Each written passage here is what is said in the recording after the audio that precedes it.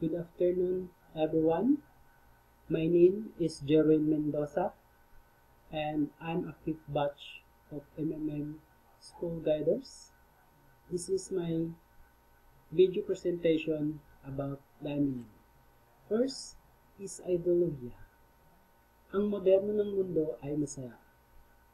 Ito ay hindi makatao, hindi patas at hindi makatarungan. Ito ay ang mundo ng pera.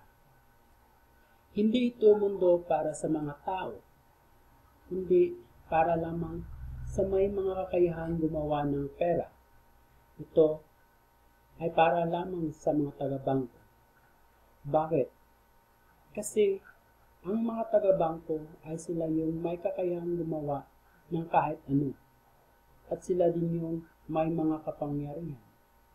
Kaya ang mga ordinaryong tao ay kanila lamang utusan.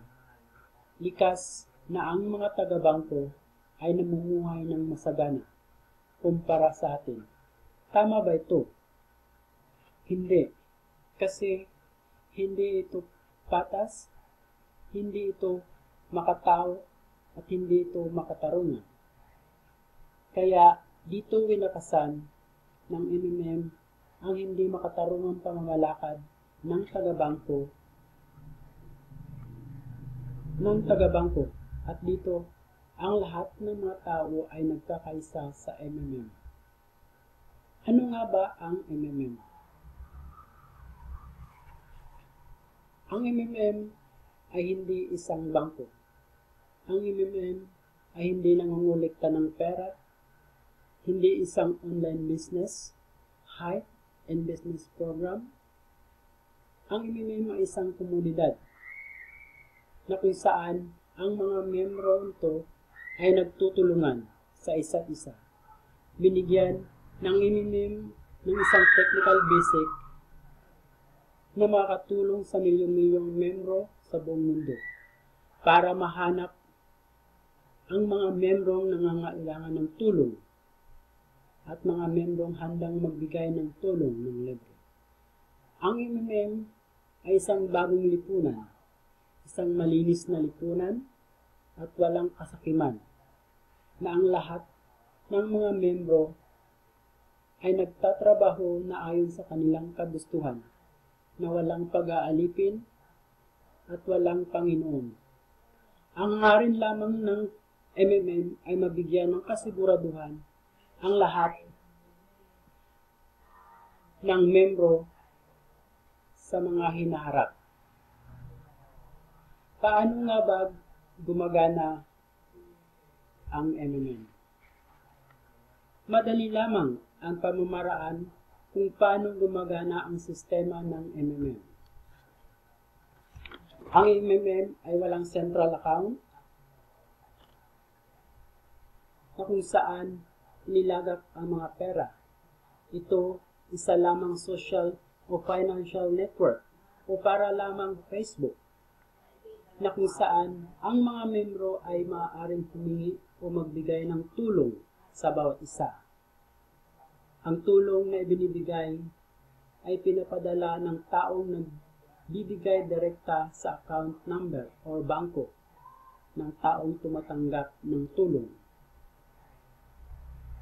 Halimbawa, kapag napagpasyahan mo na magbigay ng tulong, i-click mo lang yung provide help sa iyong personal office at ang iyong account ay magbibigay kaukulan.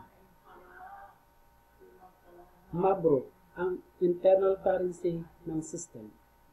Ang halaga ng Mabro ay nagsisimulang tumubo sa rate na 30% kada buwan kapag nagawa na ang pagdeposito. Ang calculation ng interest ay mangyayari sa 2 beses isang linggo, tuwing Martes at tuwing Huwebes. Ang halaga ng iyong Mabro ay katumbas din ng halaga ng iyong maaaring i-request bilang tulong. Halimbawa, ang halaga ng iyong Mabro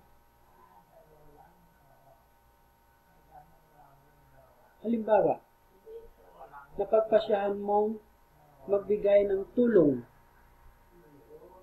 sa halagang 1,000 piso, ikaw ay magkakaroon ng 100 piso sa mabro mo. Matapos ang isang buwan, ang 100 pisong mabro ay magiging 130 piso sa mabro. Ibig sabihin, ang halaga na maaari mong i-request bilang tulong. Ngunit, hindi ito nangangahulugan na kailangan pang maghintay ng isang membro ng isang buwan para makapag-request ng tulong.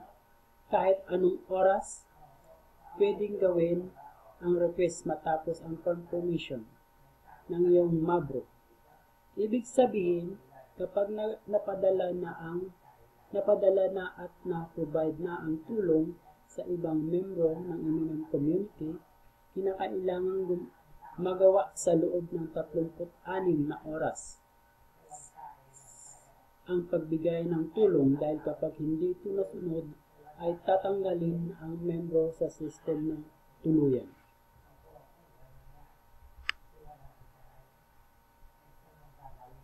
Bonus or referral. Ano nga ba ang bonus or referral? Halimbawa, kung ikaw ay isang guider, tapos meron kang napasali, ikaw ay makakatanggap ng 10% galing sa napasali mo. At kung yung napasali mo ay meron din napasali, ikaw ay magkakaroon ng 5%.